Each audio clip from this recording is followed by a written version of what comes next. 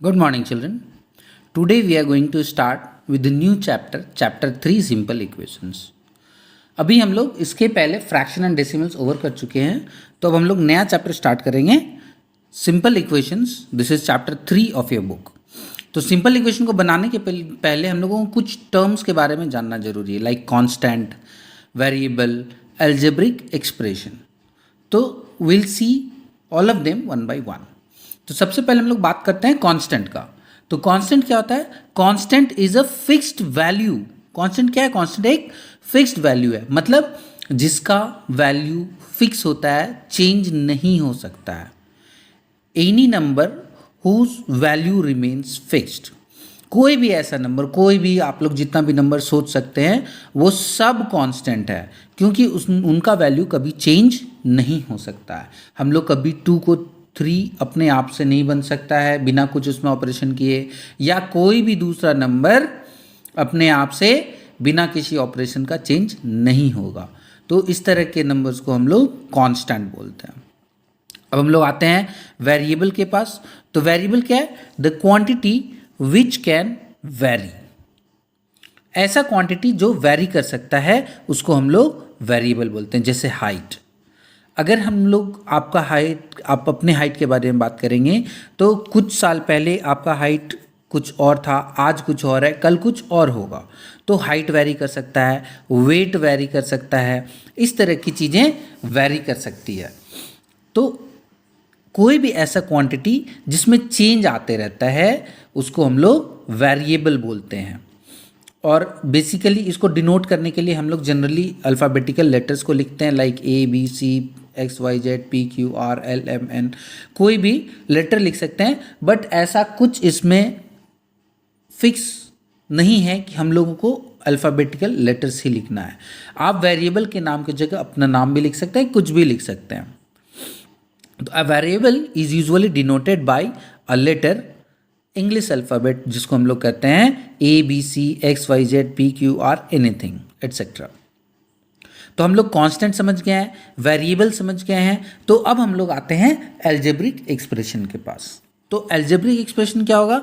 An expression build up with constants, variables and algebraic operators. यानी कि कोई भी ऐसा एक्सप्रेशन जिसको हम लोग कांस्टेंट, वेरिएबल और अलजेब्रिक ऑपरेटर्स को मिलाकर बनाए हैं, उसको अलजेब्रिक एक्सप्रेशन बोलेंगे. तो अब यहाँ पे अलजेब्रिक ऑपरेटर्स क्या है? तो अलजेब्रिक ऑपरेटर्स जो हम लोग हमेशा से यूज़ करते हैं, प्लस, माइनस, इनटू, डिवाइड, ये जो साइन है इसको हम लोग अलजेब्रिक ऑपरेटर्स बोलते हैं.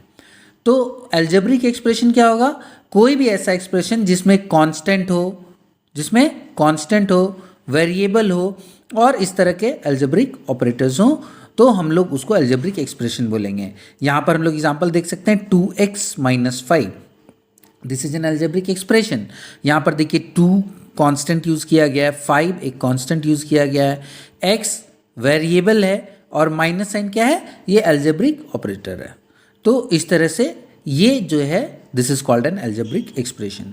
फिर हम लोग यहाँ पे एक और अलजेब्रिक एक्सप्रेशन देख रहे हैं, 3x² + 2x - 4. फिर हम लोग यहाँ पे देख सकते हैं कि ये वेरिएबल है, ये वेरिएबल है, ये कांस्टेंट है, ये कांस्टेंट है और ये भी कांस्टेंट है और ये अलजेब्रिक ऑपरेटर है. तो by combining constant, variable and algebraic operators, N algebraic expression is formed. तो हम लोग समझ चुके हैं कि कांस्टेंट क्या होता है, वेरिएबल क्या होता है और अलजेब्रिक एक्सप्रेशन किसको बोलते हैं. तो now we shall move on to some questions. Now coming to the question, यहाँ पर हमारे पास पहला क्वेश्चन है, check whether the value of variable given in the bracket is a solution to the given equation और not. तो हम लोग को चेक करना है कि ये जो वैल्यू ब्रैकेट में दिया हुआ है, ये जो है इस गिवन इक्वेशन का सॉल्यूशन है या नहीं है. तो सबसे पहले हम लोग सॉल्यूशन का मतलब समझते हैं. सॉल्यूशन क्या होता है कि जो भी वेरिएबल है आपके इक्वेशन में, उसका वो वैल्यू जो उस इक्वेशन को सेटिस्फाई करे.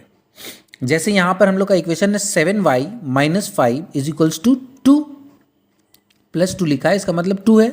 तो इस इक्वेशन में y का वो वैल्यू y का वैसा वैल्यू जो इस इक्वेशन को सेटिस्फाई करे, मतलब y का वो वैल्यू जिसको यहाँ पर रखने पर LHS RHS के बराबर हो जाएगा, तो वो इस इक्वेशन का सॉल्यूशन कहलाएगा।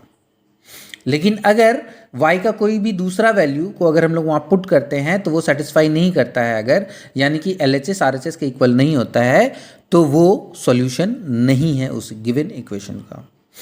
इसको हम लोग और बेहतर समझते हैं इसको सॉल्व करके।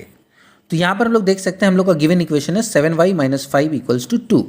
यहाँ पर ब्रैकेट में y का वैल्यू 1 दिया गया है, यानी कि हमसे क्वेश्चन पूछा जा रहा है कि क्या y का वैल्यू 1, y = 1 यानी 1 जो है इस गिवन इक्वेशन का करेक्ट सॉल्यूशन है या नहीं है। तो इसको फाइंड आउट करने के लिए हम लोग का जो LHS है 7y - 5, उसमें हम लोग y का वैल्यू 1 डालेंगे। 7y का मतलब क्या होता है 7 × y। तो यहाँ पर हम लोग का LHS लिख लिए 7y - 5, दैट इज 7 × 1। y का वैल्यू 1 दिया हुआ था, उसको हम लोग यहाँ पे पुट किए हैं। 7 × 1 - 5, इसको सॉल्व करेंगे तो हम लोगों को मिला LHS का value 2, and we can see that RHS is also 2। It means that LHS = RHS। तो जब हम लोग y का वैल्यू 1 डालें तो हम लोग को सॉल्व करने पर LHS और RHS इक्वल मिला। It means that therefore y = 1 is the solution for the given equation. यानी कि हम लोग कह सकते हैं y का वैल्यू 1 जो है वो गिवन इक्वेशन का करेक्ट सॉल्यूशन है।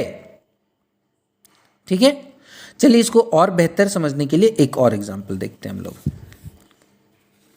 तो हम लोग के पास एक नेक्स्ट एग्जाम्पल है। This is from your book, this is from the question number 1 of exercise 3.1 E। Exercise 3.1 का क्वेश्चन नंबर 1 का E ले रहे हैं हम लोग। तो यहाँ पर इक्वेशन है 7c - 1 × 6 + c = 10/2। हम लोग का इक्वेशन दिया हुआ है और बोला गया है c का वैल्यू 2 दिया गया है। तो हम लोग को चेक करना है कि क्या c का वैल्यू 2 यानी कि इस इक्वेशन का सॉल्यूशन 2 है या नहीं है। तो इसके लिए क्या करते हैं हम लोग, एज आई सेड कि जहाँ जहाँ भी वेरिएबल होगा वहाँ पर इसका जो गिवन वैल्यू उसको हम लोग सेटिस्फाई करेंगे, पुट करेंगे और फिर चेक करेंगे क्या वो सेटिस्फाई करता है या नहीं। तो हम लोग LHS लिखते हैं पहले। तो LHS है 7c - 1 × 6 + c। यहाँ पर c का वैल्यू कितना डालना है हम लोगों को, 2 डालना है। तो 7c मतलब 7 × c है, it means 7 × 2 because we are putting the value of c as 2। तो यहाँ हो जाएगा 7 × 2 - 1 × 6 + 2। c का वैल्यू 2 है, उसको हम लोग यहाँ लिख दिए। इसको सॉल्व करेंगे तो ये होगा 14 - 1 × 8 and finally you will get LHS as 6। तो LHS का वैल्यू 6 आया। अब हम लोग RHS चेक करते हैं। तो RHS में हम लोग को दिया हुआ है 10/2, इसको सॉल्व करेंगे आएगा 5, यानी LHS था 6, RHS है 5। It means that LHS is not equals to RHS। LHS और RHS इक्वल नहीं है, यानी कि जो c का जो वेरिएबल का गिवन वैल्यू है वो इस गिवन इक्वेशन का करेक्ट सॉल्यूशन नहीं है। तो will write therefore c is not the solution for the given equation. तो इस तरह से हम लोग चेक कर सकते हैं कि किसी भी गिवन इक्वेशन का करेक्ट सॉल्यूशन क्या है। तो we can put the given value of variable in the given equation, और उसके बाद हम लोग चेक करेंगे कि क्या वेरिएबल का वो वैल्यू इस इक्वेशन को सेटिस्फाई कर रहा है या नहीं कर रहा है, यानी कि क्या LHS RHS के इक्वल है या नहीं है। अगर वो वैल्यू सेटिस्फाई करता है यानी LHS के और RHS इक्वल आता है तो वो करेक्ट सॉल्यूशन होगा उस गिवन इक्वेशन का। लेकिन अगर सेटिस्फाई नहीं करता है यानी LHS और RHS इक्वल नहीं आता है तो वो उस गिवन इक्वेशन का सॉल्यूशन नहीं है। तो I feel you would have understood कि हम लोग किसी भी गिवन इक्वेशन में किसी वैल्यू को कैसे पुट करके चेक कर सकते हैं कि वो उस गिवन इक्वेशन का करेक्ट सॉल्यूशन है या नहीं है। So now that's all for the day. आप लोग करेंगे आज एक्सरसाइज 3.1 का question number 1 rest all. So it's time for work of the day, और आप लोग को आज के वर्क में करना है एक्सरसाइज 3.1 का क्वेश्चन 1 रेस्ट ऑल। ठीक है, and in case of any doubt do contact me और contact your respective maths teacher. Thank you everyone.